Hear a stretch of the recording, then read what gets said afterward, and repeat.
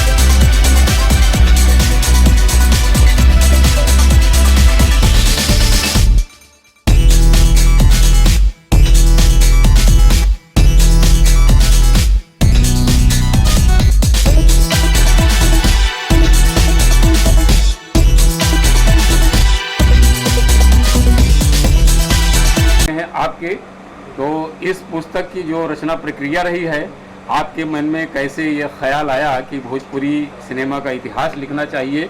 आप दो शब्द कहें।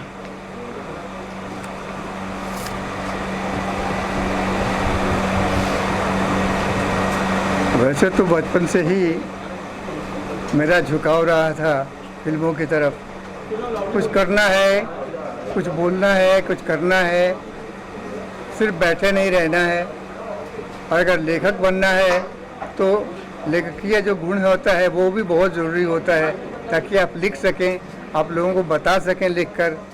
तो उस तरह का चांस मुझे मिला, उस तरह का सौभाग्य मुझे मिला, और मैंने आगे चलते चलते ये किताब आखिर में भोजपुरी फिल्मों का इतिहास तैयार हुई। ये किताब और छप कर अभी आप लोगों के सामने, आप लोगों के हाथों में प्रस्तुत है। राजन जी, इसके सोर्सेस इकट्ठा करने में आपको कितना वक्त लगा और पुस्तक को पूरा अंजाम तक पहुंचाने के लिए कितना वक्त लगा, लिखने में कितना वक्त लगा? ये तो बहुत बड़ा सवाल है और बहुत बड़ा इसका उत्तर भी आएगा, क्योंकि मैटर इसमें बहुत ज़्यादा है और इसके लिए पूरा स्टडी करना बहुत ज़रूरी है। बिना स्टडी किए हुए किसी बात को अगर करना है, बताना है आपको किसी के बारे में, तो उसका प्लस माइनस सब सारी चीज़ों का गुणगान करना ज़रूरी होता है। तो वो सारी चीज़ों को ध्यान में रखते हुए मैंने लिखना शुरू किया। लिखने से पहले मैंने रिसर्च करना शुरू किया कि ये कहाँ से स्टार्ट हुआ है और कहाँ से कहाँ तक पहुँचा है, कैसे पहुँचा है, रास्ते में कितनी कठिनाइयाँ आई हैं। उन सारी कठिनाइयों का जिक्र करना भी ज़रूरी होता है, तब मालूम होता है कि उस चीज़ की पर्सनालिटी क्या है, उसकी कीमत क्या है, ये जानना बहुत ज़रूरी होता है। इसलिए मैंने जब शुरू किया काम, तो इसमें आप सोच सकते हैं कि 50 साल का हिस्ट्री लिख रहा हूँ मैं, तो 50 साल के लिए तो कम से कम आपको कई महीनों की इसमें ज़रूरत पड़ेगी। स्टडी करके, अच्छी तरह से मीमांसा करके, फिर उसके बारे में प्लस माइनस लिखना ज़रूरी हो जाता है। वो मैंने किया, और इसके लिए एक खुशी की बात यह है कि मेरे पास टेलीविज़न था, मेरे पास सब जो सुविधाएं होती हैं आजकल के पत्रिकाओं के जरिए, माध्यम सब मुझको मिलते रहे, और मैं उन पर देखता रहा, पढ़ता रहा, लिखता रहा। कंटिन्यूअसली, रेगुलरली मैं इसको पढ़ता रहा, देखता रहा, और जो जो भी इसमें परिचय, जो जो भी इसमें परिवर्तन आता गया, वो सारी चीज़ों का जिक्र मैंने किया।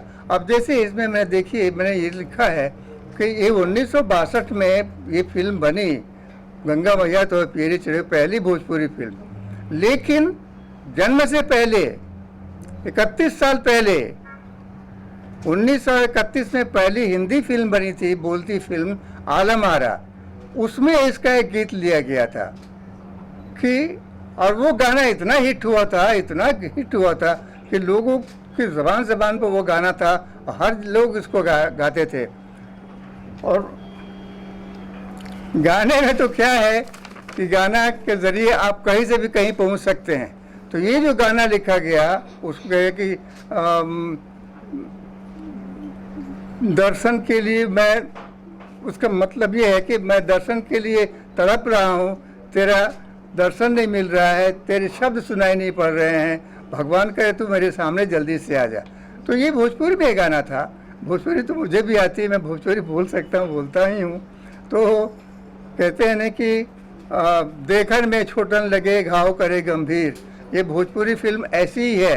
ये है तो बोली, लेकिन इसकी सीमा अंतर्राष्ट्रीय सीमा को पहुंचती है, छूती है, क्योंकि भोजपुरी बोलने वाले दुनिया के अधिकतर देशों में पाए जाते हैं, जो रहते हैं और अपना जीवन यापन करते हैं। तो ये भोजपुरी सिर्फ बोली नहीं है, इसके अंदर बहुत गुण है, इसके अंदर बहुत वजन है, और ये वजन किसी दूसरी बोली में नज़र नहीं आता है। चाहे वो मैथिली हो, चाहे वो बज्जिका हो, चाहे वो अंगिका हो, किसी में भी ये गुण दिखाई नहीं पड़ता है जो इसमें है।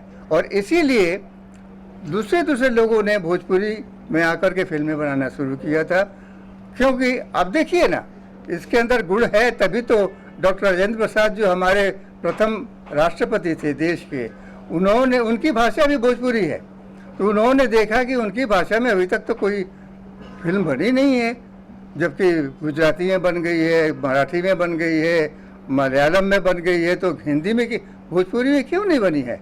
तो उन्होंने विश्वनाथ प्रसाद शाहबादी से बताया, बात की, कहा कि भाई आपने के पास इतना पैसा है, आप तो कारखाने के मालिक हैं, खदान के मालिक हैं, क्या आप एक पिक्चर नहीं बना सकते हैं। उनको एक प्रेरणा मिली विश्वनाथ प्रसाद शाहबादी को, उन्होंने कहा कि ठीक है मैं बनाऊंगा पिक्चर। और उन्होंने बाद में नज़ीर हुसैन जी से मुलाकात की, बात की, उनसे स्क्रिप्ट लिखवाया और फिल्म बनी, और इतनी ज़बरदस्त पिक्चर बनी कि आज भी लोग उसको याद करते हैं, उसके गाने गुनगुनाते रहते हैं। तो चीज़ ये है कि अगर आप कुछ करते हैं, सही मायने में आप करते हैं, तो उसका असर बहुत दूर तक पहुंचता है। अब जैसे मैंने भी कहा कि देखन में छोटन लगे घाव करे गंभीर, ये भोजपुरी बोली लगती है, लेकिन ये अंतर्राष्ट्रीय सीमा को भी छूती है, जो किसी बोली के, दूसरी बोली के बस की बात नहीं है। तो मैं ये बोल रहा था कि भोजपुरी वो बोली न कह के हम इसको कहें कि एक भाषा ही है, क्योंकि भोजपुरी का बहुत विस्तार हो गया अभी। ये बिहार, यूपी, मध्य प्रदेश की बोली है, और इस तीनों प्रांतों में ये बहुत अच्छी तरह से बोली जाती है, और इसलिए इसका एक अपना रुतबा है, अपना एक स्थान है, और उस स्थान को बनाए रखने के लिए, आगे बढ़ाने के लिए एक बात तो माननी पड़ेगी, भोजपुरिया लोगों ने इसको बहुत आगे बढ़ा है। फिल्म इंडस्ट्री में, हिंदी फिल्म इंडस्ट्री में अगर कोई कहा जाए कि गढ़ है या मजबूत सीढ़ी है, तो वो है भोजपुरिया लोग, जो बिहार से, यूपी से, मध्य प्रदेश से बिलोंग करते हैं, और वही पूरी हिंदी फिल्म इंडस्ट्री में छाए हुए हैं। कह सकते हैं कि वो रीढ़ की हड्डी की तरह हैं, और उन्होंने ही भोजपुरी हिंदी फिल्म को आगे बढ़ाया है। तो भोजपुरी को क्यों नहीं करेंगे, तो भोजपुरी में किया। और भोजपुरी में जो 2-3 पिक्चरें उनमें बनी, जैसे गंगा मैया तो पीरी चढ़ी वो, उसके बाद लागे नहीं छोटे राम, उसके बाद विदेशिया, ये 3 फिल्मों ने तो रिकॉर्ड तोड़ दिया। इतनी ज़्यादा इसमें कमाई हुई है। मैं एक बात और बताऊँ कि भोजपुरी की एक दूसरी जो अद्वितीय मिसाल है, वो ये है कि जब ये पिक्चर बनी और रिलीज हुई थिएटर्स में, सबसे पहले बनारस के प्रकाश टाकीज में ये रिलीज हुई थी। उसके बाद बिहार के जितने भी थिएटर, छोटे छोटे शहर हैं, उस शहर में जितने भी थिएटर हैं, सब ने इसको अपनी इज्जत का सवाल बना लिया, कहा कि हमारे थिएटर में भी ये पिक्चर रिलीज होगी। तो जितने भी थिएटर थे उस शहर में, वहाँ के सारे थिएटर में ये पिक्चर लगी, जो आज तक सॉरी सर, इंटरप्ट किया, आप माफ़ी चाहते हैं इसके लिए। सवाल ये है सर कि सबसे पहले तो मैं आपको शुक्रिया कहना चाहता हूँ कि आपने भोजपुरी सिनेमा के इतिहास को डॉक्यूमेंटेड किया, इसे कागज़ पर उतारा, इसके लिए सबसे पहले तो आपको साधुवाद और शुक्रिया। सर सवाल यह है कि आज के इस दौर में जब डिजिटल इतना मजबूत है, इंटरनेट इतना मजबूत है, ज़्यादातर चीज़ें पब्लिक डोमेन में हैं। आपने जो कहानी बताई, मुझे लगता है यहाँ मौजूद ज़्यादातर लोगों को कहानी पता होगी कि राजेंद्र प्रसाद ने हमारे वहाँ वहीं किस तरह से कहा कि मैं किताब लिखी, आप फिल्म बनाइए। जब सब कुछ इंटरनेट पे है, ऐसे में क्या ऐसी चीज है, क्या ऐसी जानकारी है जो आपकी किताब में मिलेगी जो इससे पहले पाठकों को, ऑडियंस को नहीं पता थी? क्या उसके लिए आपने कुछ लोगों के इंटरव्यूज किए? क्या आपने कोई ऐसे एक्सक्लूसिव जानकारी इकट्ठा की जिससे आप हमें शेयर कर सकें कि भैया ये एक चीज है जो मेरी किताब में मिलेगी? बस देखिए, जब इतिहास हम लिखने बैठते हैं तो उसमें ये देखा था इसका प्लस माइनस क्या है, वो सारी चीज़ों का उसके बारे में बोलते हैं। बाकी जो दूसरी चीज़ें होती हैं वो दर्शक हो जाते हैं, वो उसके गवाह बन जाते हैं और वो उसके साक्षी बनने के बाद आगे अपने अपने विचारों को व्यक्त करते हैं। जो इतिहास लिखने की बात है वो इतिहास इतिहास ही होता है। भोजपुरी का इतिहास हो या हिंदी का इतिहास हो, उसमें कोई भी डिविएशन नहीं हो सकता है। जो है, वो फैक्ट है और फैक्ट रह गया, उसको कोई छप बदल नहीं सकता। नहीं वो उसमें खामखा का प्रस्तावना करके, तारीफ करके उसके रूप को बढ़ा नहीं सकता, बिगाड़ नहीं सकता है, क्योंकि जो है वो है, जो सत्य है वो सत्य है। तो हम तो यही मानते हैं कि भोजपुरी में आज तक जो कुछ भी हुआ है, जो पर्दे पे उतरा है, जो प्रकाशित होकर के आया है, उसका जो रूप है वो वहीं तक रहेगा।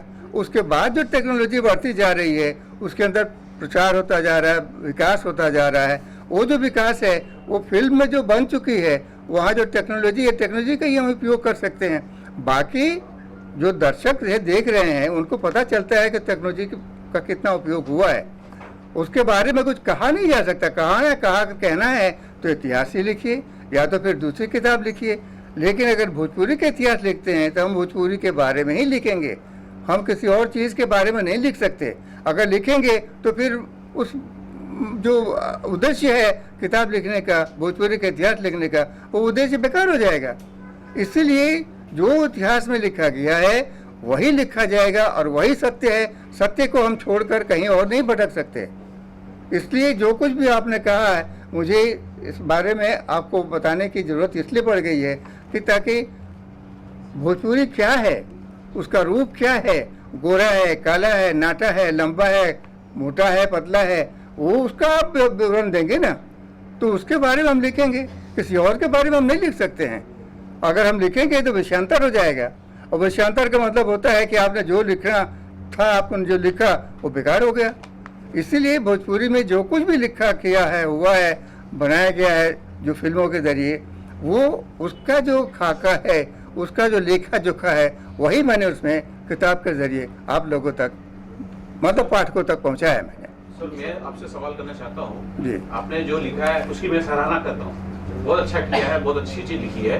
लेकिन मैं जानना चाहता हूँ कि ये जो दुनिया है तेजी से बदल गई है, डिजिटल हो चुकी है पूरी तरह से, तो पाठक वर्ग, जो पढ़ने वाले पाठक वर्ग है, मुझे लगता है बहुत कम हो गए हैं, डिजिटल पे ज्यादा है। तो आपने कुछ तैयारी की डिजिटल पे, क्योंकि पाठक वर्ग तो कम है, पढ़ने वाले लोग कम है। देखिए, जो लेखक है, लेखक का काम क्या है, पाठक का काम क्या है, हर एक की अपनी अपनी भूमिका है, हर एक की अपनी अपनी जिम्मेदारी है, और उस सीमा को वो पार करके नहीं जा सकता है। अगर वो जाएगा तो पाठक नहीं रहेगा, अगर वो जाएगा तो लेखक नहीं रहेगा, अगर वो पार जाएगा, क्रॉस करेगा, तो दर्शक भी नहीं हो सकता है। कि दर्शक कितना देखेगा, कहाँ तक देखेगा? उसकी आंखों की अपनी एक सीमा होती है, पहचान होती है। अगर उसको नहीं पहचान सका ठीक से, तो फिर तो व्यक्तित्व का कोई ठीक से नहीं हो सका। उसका व्यक्तित्व का जो भी आप चित्रण कर रहे हैं वो सही ढंग से नहीं जाएगा लोगों तक। इसलिए हर एक की अपनी अपनी सीमा है, और हर एक को अपनी अपनी सीमा में ही रह के सारा काम करना है, तभी उस व्यक्ति का, उस वस्तु का रूप जो है, सही रूप, वो उभर कर लोगों के सामने आता है। तो अभी जो टेक्नोलॉजी की बात कर रहे हैं, वो टेक्नोलॉजी अलग है, लेखन अलग है। लेखन अगर जैसे यूट्यूब है, पहले तो यूट्यूब नहीं था, अब यूट्यूब आया है। अब इसी हिसाब से आगे हम बढ़ते जाएंगे, उसी तरह से टेक्नोलॉजी बढ़ती जाएगी और उसका प्रदर्शन लोगों तक पहुंचता जाएगा। लेखक का काम है लिखना, वो उसके हाथ में कलम है, उस कलम का जितना भी सहारा ले सकता है, जहाँ तक वो पहुँचा सकता है लोगों तक, वहाँ तक वो पहुँचाने की कोशिश करता है। बाकी रहा दर्शक, बाकी रहा पाठक, उनका भी अपना अपना बंधा हुआ रोल है, बंधी हुई उनकी भूमिका है, जिम्मेदारी है, उस तक वो भी रहेंगे तो ठीक है। अगर क्रॉस करते हैं तो फिर वो दर्शक नहीं होंगे, फिर वो पाठक नहीं रह पाएंगे। बिल्कुल। डॉक्टर राजेंद्र, मेरा एक सवाल है कि आपने इतिहास लिखा भोजपुरी फिल्मों का, आज का जो दौर है सिनेमा का, स्पेशली भोजपुरी इंडस्ट्री का, उसे आप कैसे देखते हैं? क्या ये दौर जो है वो पहले के मुकाबले शानदार है, उम्दा है, बढ़िया कर रहा है, या इसमें किसी तरह की सुधार की जरूरत है? देखिए, हम लोग मानते हैं परिवर्तनशील दुनिया है और हर चीज़ में परिवर्तन बहुत ज़रूरी होता है। उसका रूप, श्रृंगार, सब कुछ बदलता रहता है। एक ही जगह एक ही तरीके से उसका रूप आप 50 साल तक, 100 साल तक नहीं खींच सकते हैं। उम्र का भी एक तकाजा होता है, ज्ञान का भी तकाजा होता है, अनुभव का भी तकाजा होता है। जैसे जैसे को अनुभव मिलता जाता है वैसे वैसे अपने विचार बदलता जाता है और उसी विचार को लेके जो ज़रूरी है उसको व्यक्त करता जाता है। तो हम यही कहेंगे कि जो भी विचार है, आज का जो विचार है, कल वो ज़रूरी नहीं है कि वो सही रहेगा। हो सकता है उसमें कुछ मिलावट आ जाएगी, कुछ उसमें वृद्धि हो जाएगी, घटाव नहीं होगा उसमें सिर्फ वृद्धि होगी और उसके रूप में कुछ परिवर्तन आएगा जो उसके रूप को आगे बढ़ाएगा, खूबसूरती को बढ़ाएगा। ये चीज़ है, ये हम ये मानते हैं कि माध्यम का सबसे पहला गुण क्या है कि जो उसके सामने आता है उसको वो कैच करता है। जो उस रूप में आता है सामने, उसी रूप में वो कैच करता है। उसमें और कुछ ऐड नहीं कर सकता है, वो कुछ भी उसमें जोड़ नहीं सकता है, न घटा सकता है। वो कि जो है वो है।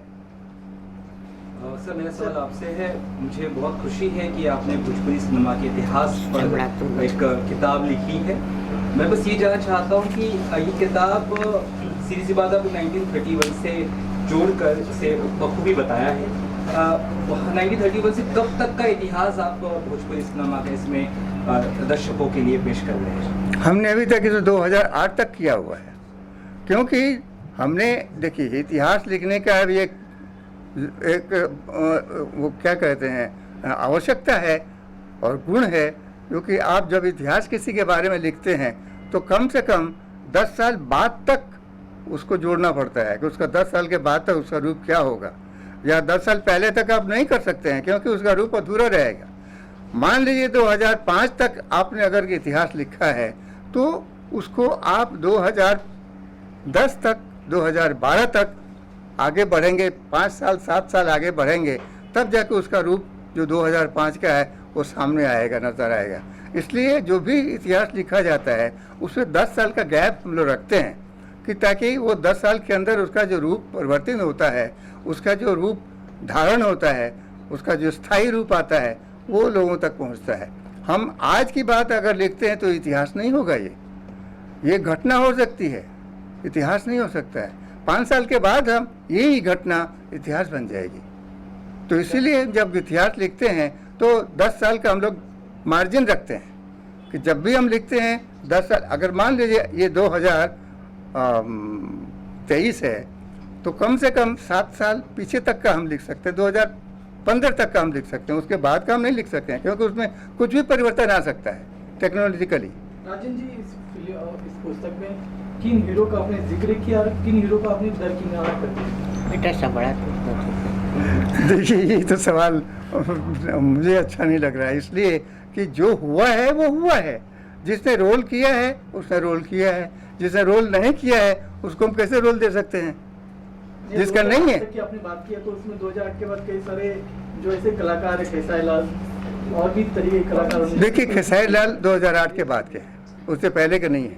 अगर हैं तो उस वक्त उनकी बनावट हो रही थी, वो बन रहे थे।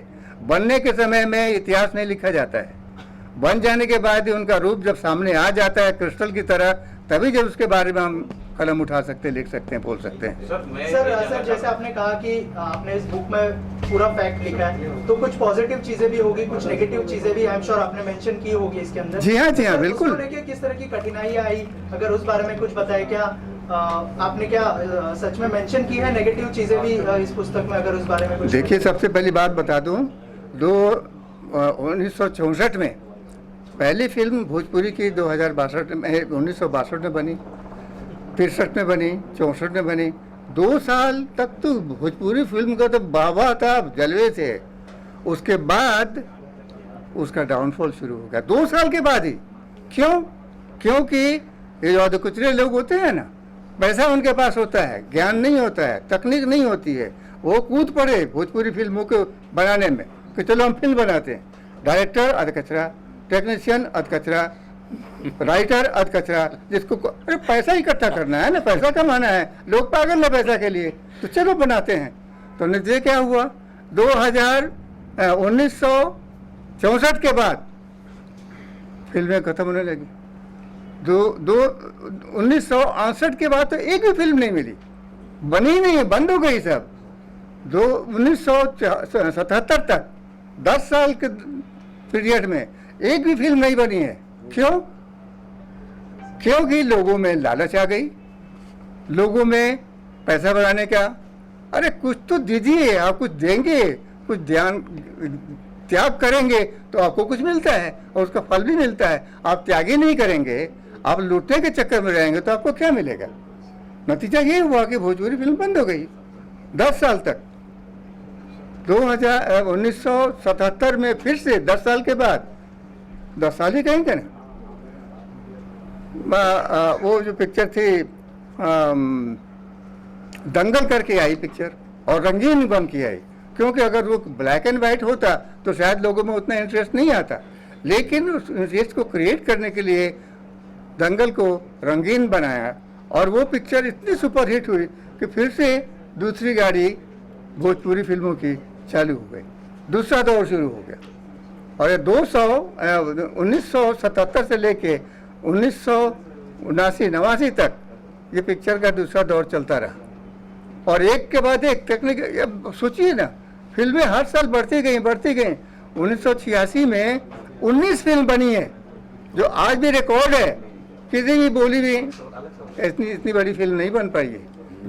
एक साल में 19 फिल्म बनाना कोई छोटी बात नहीं है। सर, मैं ऐसी कोई रोचक जानकारी मेरे पास एक है, जैसे कि भोजपुरी गायक गाने की वजह से और फिल्मों की वजह से मनोज तिवारी को हिंदुस्तान मिली, हिंदुस्तान के बाहर डाक टिकट इशू हुआ था, जो बहुत बड़ी बात है।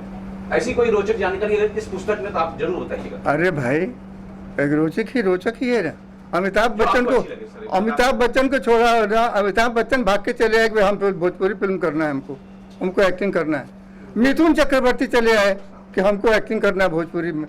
क्यों दूसरी फिल्मों में नहीं गए, दूसरे भाषाओं में बोली में नहीं गए, क्यों भोजपुरी में ही आए? आप, मैं कहने का मतलब है कुछ तो आपके अंदर कोई खास बात है, तभी तो लोग आएंगे ना। रवि किशन क्यों आ गए, हीरो बन गए वो, क्यों इतनी जल्दी बन गए वो? सोचने वाली बात है ये कि आपके अंदर कोई गुण है कि आप लोगों को प्रोजेक्ट करते हैं, आप लोगों को हाईलाइट करते हैं और उस तरह से हाईलाइट करते हैं, कुछ कोई गलत चीज़ नहीं है। आप जो हैं वही उसको फोकस में मार डालता है और वही लोगों को तक दिखाई पड़ता है और लोग उसको पसंद करते हैं। सर, उनका ये कहना है कि अपने मनोज तिवारी जी के लिए कुछ इसमें कुछ लिखा है कि उनके बारे में कुछ बात है। बिल्कुल, मनोज तिवारी भी तो उनके बारे में भी लिखा हुआ है। सर, ये भोजपुरी फिल्मों आप पढ़ेंगे तो आपको पता चलेगा उसमें है कि नहीं। जी गिरावट आई भोजपुरी फिल्म, उसको जिसको जिम्मेदार किसको मानते हैं? देखिए, उसके लिए जिम्मेदार कौन है? मैं वही तो बोल रहा था कि कचरे लोग अंदर हो गए, पैसा लेके चले आए, लोगों को पैसा चाहिए था और चले आए, अधूरा ज्ञान लेकर के चले आए। न उनको टेक्नोलॉजी की मालूम थी, न उनको कोई आगे का कहानी के बारे में कोई, न डायरेक्शन, न राइटर, सबके सब ऐसे थे। तो इनसे क्या चलेगा? कोई भी चीज़, अधूरी चीज़ आप लेके आएंगे, अधूरा ज्ञान लेके आप आएंगे तो जो प्रोडक्ट सामने आएगा उसको कौन लाइक करेगा? कोई भी लाइक नहीं करेगा। राजेंद्र जी, जैसे आज के जमाने में कोई कचरा है आपकी नजर में? एक मिनट, जो सवाल आप कर रहे हैं उसी सवाल का अगला स्टेप है कि आपने 2008 तक इतिहास लिखा, इसके बाद का भविष्य आपको कैसा दिखाई पड़ रहा है भोजपुरी का? देखिए, अभी जो कुछ भी दिखाई हम जो देख रहे हैं, हाँ। पहली बात, एक तकनीक बदल गया है, टेक्नोलॉजी बदल गई है, बोलने का, कहने का सब कुछ चेंज होता जा रहा है। तो इस हिसाब को लेकर आज के जो भी टेक्नीशियन हैं, जो इस चीज़ को देखते हैं, जानते हैं, समझते हैं, वो इस बात को जानते हैं कि हम किसी चीज़ को कैसे हाईलाइट करेंगे। अगर तकनीक बदल गई है तो उसको कैसे एक्सप्रेस करना है ये उसकी जिम्मेदारी है। वो लोग का काम है ये कि आज जो कुछ भी हो रहा है, आज का जो टेक्नीशियन है, आज का जो फोटोग्राफर है, आज का जो राइटर है, डायरेक्टर है, आज का जो सिंगर है, आज का जो म्यूजिक डायरेक्टर है, आप देखिए ना म्यूजिक में भी कितना परिवर्तन हो गया था। जो शुरुआत की म्यूजिक था, बाद का म्यूजिक था और आज का म्यूजिक देखिए कितना परिवर्तन आ गया। क्या आप कहेंगे कि ये हिंदुस्तानी म्यूजिक है, क्या हिंदुस्तानी संगीत है? आप कह सकते हैं सुनकर उसको गाना सुनकर? क्यों? क्योंकि परिवर्तन दुनिया का नियम है। आज जो भी है कल जाके बदल जाएगा वो। तो इसलिए हम जो कुछ भी कर रहे हैं, जो कुछ भी कह रहे हैं, वो सिर्फ हम रिकॉर्ड कर रहे हैं कि जो हो रहा है उसी को हम रिकॉर्ड करके आप तक पहुंचाते हैं, है ना। आपने क्या कर रहा है? आपने कहा मनोज तिवारी, जैसे आपने कहा कि बदलाव प्रकृति का नियम है, तो आज का दौर जो है वो ऑनलाइन का दौर है, तो आप पुस्तक लेकर क्यों आ रहे हैं? कुछ खास बात? देखिए ऑनलाइन सबके बूते की बात नहीं है। ऑनलाइन के लिए सामने तो कुछ चाहिए ना आपको देखने के लिए। कौन लाएगा? लिखेगा तभी तो आएगा ना सामने। बेसिक चीज़ क्या है, रूट क्या है? लिखना, लेखन। लेखक अगर है तो कलम से लिखता है वो, और उस कलम को वो तकनीक के जरिए वो चेंज करता है, चाहे ऑनलाइन पे जाए या फिजिकल पे जाए। चीज़ तो वो है, आप तक वो चीज़ पहुंच कैसे रही है, उस तकनीक की सबसे बड़ी खूबसूरती है, ज़रूरत है उसकी। लिली जी, आप कुछ कहना चाहेंगे? लिली जी, मैडम वो आपने जो भोजपुरी नृत्य नाटिका की थी वही दैया, उसके बारे में इन लोगों को बताइए। मुझे तो याद नहीं है भाई, जब मैं when I was a young, जब मैं छोटी थी, हीरोइन थी, तभी मैंने वही दैया की थी। अभी मुझे कुछ भी याद नहीं है। उसका एक मुखड़ा याद है, क्योंकि at that time I was a dancer. तो नृत्य नाटिका थी और कोई भोजपुरी प्रोड्यूसर ने बनाई थी ये नृत्य नाटिका। तो उसमें राज कपूर साहब चीफ गेस्ट बन के आए थे और इन्होंने काफ़ी सारी भोजपुरी भाषा भी की थी, आर्टिस्टों की भी की थी, सबकी की थी। और इसमें मैं हीरोइन का रोल कर रही थी। इसमें गाने का मुखड़ा मुझे याद है, वो थोड़ा सा गलत हो तो पता नहीं। घूंघट है एक शाम सलोना, नैना है दो तारे, ज़्यादा ना तड़पाओ गोरी, हम है रूप के प्यासे, के घूंघट खोलो ना, के घूंघट खोलो ना। ऐसे ही नृत्य नाटिका होती थी, उसमें मैंने काम किया था। भोजपुरी पिक्चर में अभी तक मुझे कोई प्रोड्यूसर ने बुलाया नहीं तो otherwise I am very interested to do the different type of role. Sanjay भाई पिक्चर बनाएंगे और मेरे बाजू में भी एक प्रोड्यूसर बैठा है, वो भी बनाएंगे और बुलाएंगे। तो ये एज में भी मैं तो टिल माय डेथ में स्टेज की रंग देवता की पूजा करना चाहती हूँ। बुलाएंगे तो काम करने जाएंगे। नॉट डिफिकल्ट, कोई भी लैंग्वेज में काम करो, मुश्किल नहीं होता है। सर आप हाँ जी, आप क्या कहेंगे आपके बारे में? सर एक मिनट ना भाई, इस बुक को आपकी तरफ से क्या विशेष है, क्या कुछ कहना चाहिए? नहीं, मैं इतना कहना चाहूँगा कि आप सभी बात अभी कर रहे थे कि डिजिटल का ज़माना है और उसमें ये बुक लिखी गई है, तो सबसे पहले तो बहुत बहुत इनका अभिनंदन करना चाहिए कि उन्होंने इतनी मेहनत की डिजिटल के ज़माने में। और जो बुक पढ़ने वाले हैं वो बुक ही पढ़ते हैं। कितना भी मोबाइल लेके आओ, मोबाइल पे 50 बार उंगली घुमाओ, ये घुमाओ, बहुत मगजमारी। तो मेरे हाथ में अगर बुक आएगी तो मैं पहले बुक पढ़ूंगा। तो बहुत बहुत धन्यवाद है इनका कि ऐसे डिजिटल के ज़माने में इन्होंने बुक लिखी है और ये उम्र के पड़ाव में, तो इनके लिए बहुत बहुत धन्यवाद करना चाहिए इनका। मैं एक दो शब्द कहना चाहता हूँ भोजपुरी के बारे में।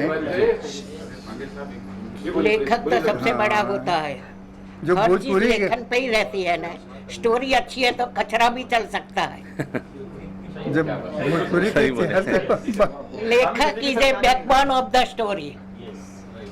वो लेखक हो चाहे वो गीतकार हो, ये सब बैकबोन ही होते हैं। और वो जो चित्रित करते हैं, बताते हैं कि हम किस रूप में हैं और कहाँ जा रहे हैं।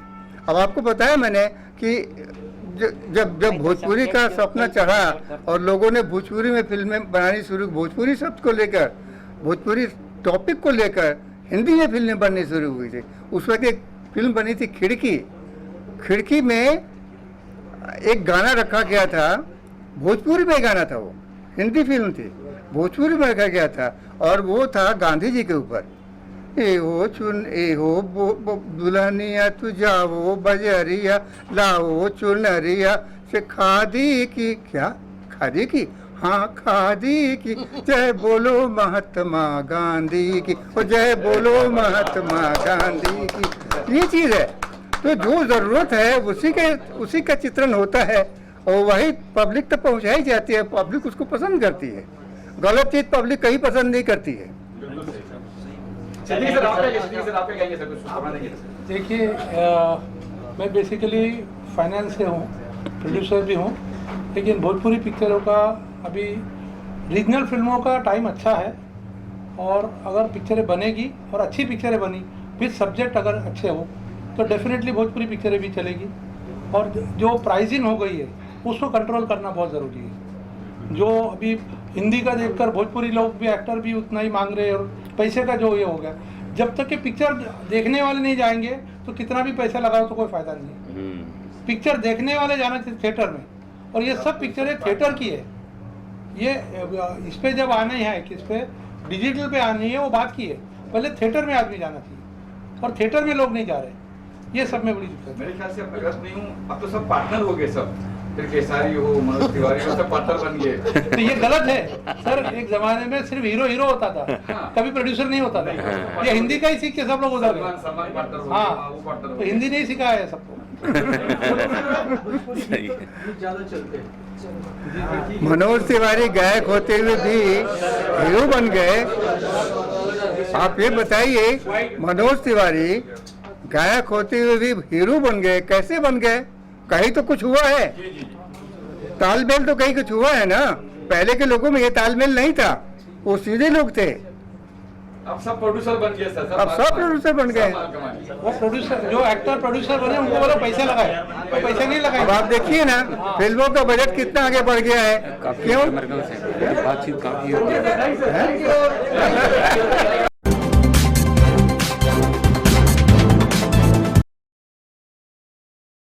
नमस्कार, मैं हूं अली अब्बास। तेज़ रफ्तार न्यूज़ में आपका स्वागत है। आइए नज़र डालते हैं आज की कुछ ताज़ा खबरों में।